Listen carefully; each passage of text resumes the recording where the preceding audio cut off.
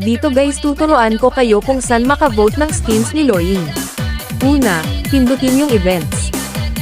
Pangalawa, dito sa news.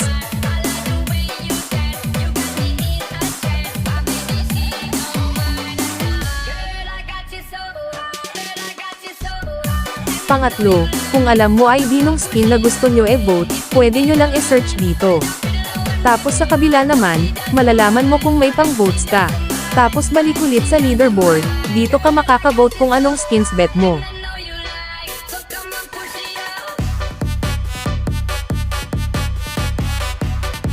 Ito pala bet ko guys, kayo. Anong skin bet nyo? Ito pala ID nung Flare Feather skin. Kung makikita nyo limit reached na, dito ko kasi binoto lahat, kaya vote wisely, ingat. Pero kung di ka pa naka-vote ng isang beses, click mo lang ito. Tapos click mo lang, click login, kung may lalabas. Baka gusto nyo din mag-vote nito guys.